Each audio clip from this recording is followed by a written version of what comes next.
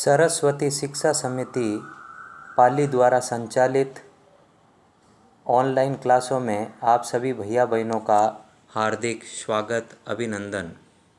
कक्षा 9वीं विषय सामाजिक विज्ञान।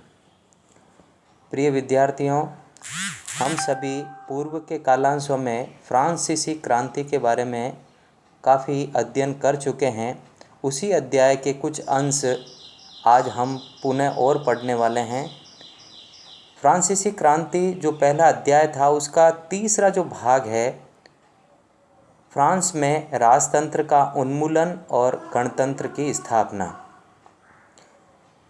फ्रांसीसी क्रांति में पूर्व में हमने फ्रांस में किस प्रकार से राजतंत्र का अंत किया गया, लुई 16वें का पतन, बास्तिल के दुर्ग पर जनता का अधिकार, टेनिस कोर्ट की घटना इत्यादि सारी पढ़ते हुए अब फ्रांस में राजतंत्र की स्थापना किस प्रकार से हुई, उन बिंदुओं की ओर जानकारी करेंगे। राजतंत्र का उन्मूलन व गणतंत्र की स्थापना, अर्थात फ्रांस में एक राजा के हाथ में जो सत्ता थी वो सत्ता समाप्त करके देश में गणतंत्र अर्थात जनता के द्वारा चलाया जाने वाले शासन की नींव डाली गई। कुछ स्लाइड में कुछ बातें लिखी है, उस पर ध्यान देंगे। फ्रांस की स्थिति आने वाले वर्षों तक तनावपूर्ण बनी रही। नए संविधान का निर्माण हुआ। संविधान पर लुई 16वें ने भी हस्ताक्षर कर दिए, परंतु फ्रांस को राजा अन्य देशों के साथ गुप्त समझौते करते रहा, लेकिन उसका कोई लाभ उसे नहीं मिला। जब जनता में देशभक्ति की भावना पनप चुकी थी, मार्सिले वह फ्रांस का राष्ट्रीय गीत बन चुका था। सभी फ्रांस के नागरिक इस गीत को अपने होठों पर गुनगुना रहे थे। कहने का तात्पर्य यह है कि फ्रांस में एक तरह से राजतंत्र की समाप्ति हो गई। लुई 16वें ने राजतंत्र की समाप्ति के पत्र पर हस्ताक्षर भी कर लिए, लेकिन मन में शासन करना और राजतंत्र को ही कायम रखना लुई 16वें के मन में था। अतः उसने पड़ोसी देशों के साथ में कई गुप्त समझौते करने प्रारंभ कर दिए, लेकिन गुप्त समझौतों का किसी भी प्रकार का कोई फ़ायदा उसको नहीं मिला। इसी राजतंत्र की स्थापना के समय एक जैकोबिन क्लब की स्थापना फ्रांस में हुई।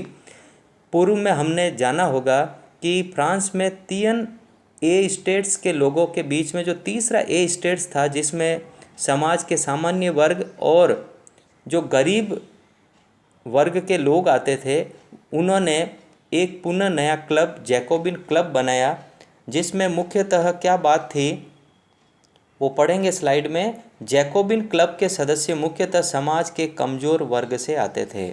इसमें छोटे कारीगर, दुकानदार जैसे जूते बनाने वाले, पेस्ट्री बनाने वाले, सफाई कर्मचारी, नौकर और मजदूर सम्मिलित थे।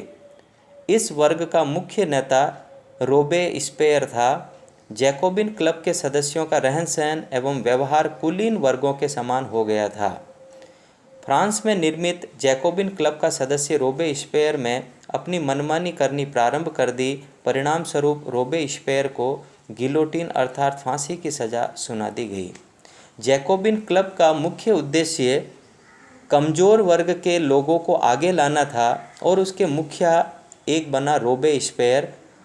लेकिन जब सत्ता की चकाचौंध के अंदर उसने अपने व्यवहार में कुछ परिवर्तन लाकर उसी जनता पर अपना अत्याचार करना प्रारंभ कर दिया, देश में मनमाने ढंग से अपनी बातें बनवाने लगा, इसलिए जनता उसको भी जो है नकार देती है और अंत में उसको भी फांसी की सज़ा दे दी जाती है। जैकोबिन क्लब की स्थापना की घटना के पढ़ने के पश्चात हम पढ़ेंगे कि फ्रांस में अब पूर्ण रूपेण गणतंत्र की स्थापना हो गई। 1792 में फ्रांस में गणतंत्र की स्थापना हो चुकी थी। वहाँ पर राजा का शासन समाप्त हो चुका था। अब जनता द्वारा चुने हुए प्रतिनिधियों की सरकार बनने लगी और वही संविधान के कानून द्वारा शासन व्यवस्था चलने लगी। गणतंत्र से तात्पर्य है कि सरकार एवं उनके प्रमुखों का चुनाव जनता करती है। वहाँ पर वंशानुगत शासन नहीं होता है, बल्कि जनता द्वारा चुने गए प्रतिनिधियों का शासन किसी भी देश में होता है तो वो गणतंत्र देश कहलाता है। लीजिए, 1792 में फ्रांस में पूर्ण रूपेण गणतंत्र की स्थापना हो गई।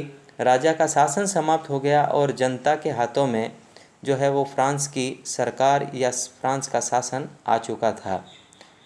आगे की स्लाइड में हम सभी पढ़ेंगे कि जब फ्रांस में गणतंत्र की स्थापना हो गई, लेकिन कुछ असंतुष्ट जो कुलीन वर्ग और सामंत वर्ग के लोग थे, उनको ये बात जो है वो पच नहीं रही थी, इसलिए उन्होंने फ्रांस में आतंक का राज्य स्थापित करना प्रारंभ कर दिया। फ्रांस में 1793 से 94 तक के शासनकाल को आतंक का युग कहा जाता है।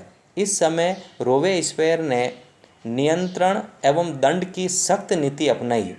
फ्रांस की जनता के लिए स्वतंत्रता एवं समानता की बात कही गई। अब फ्रांस में किसी भी प्रकार की ऊंच नीच की भावना नहीं थी। तो फ्रांस के चर्च थे वह सरकारी दफ्तर एवं बैरिक बन गए। लेकिन बहुत जल्दी रोबेस्पियर को भी गिलोटिन पर चढ़ा दिया गया। गिलोटिन एक प्रकार की मशीन थी जो 2 खंभों पर स्थित होती थी, जिससे मनुष्य का सर धड़ से अलग कर दिया जाता था।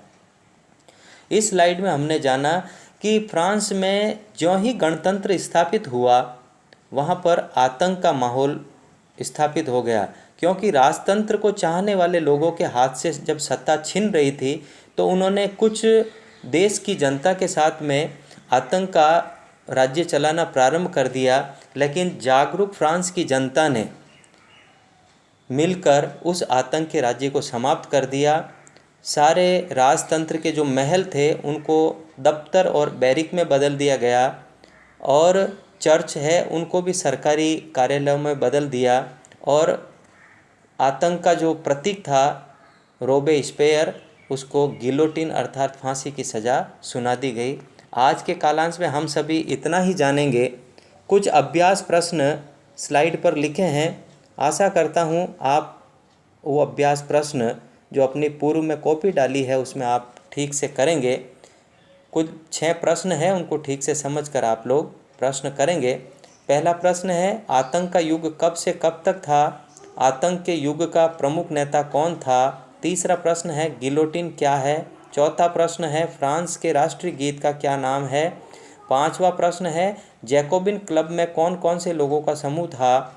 और छठा है, गणतंत्र से क्या आशय है? ये सारे प्रश्न हम इन स्लाइडों को पढ़ेंगे तो आपको इनके उत्तर स्वतः ही मिल जाएंगे। आगे के कालांश में इस पाठ की अगली पाठ्य सामग्री पढ़ेंगे। जब तक आप इन प्रश्नों को अपनी कॉपियों में करेंगे, ऐसी आप सभी से अपेक्षा। बहुत बहुत धन्यवाद।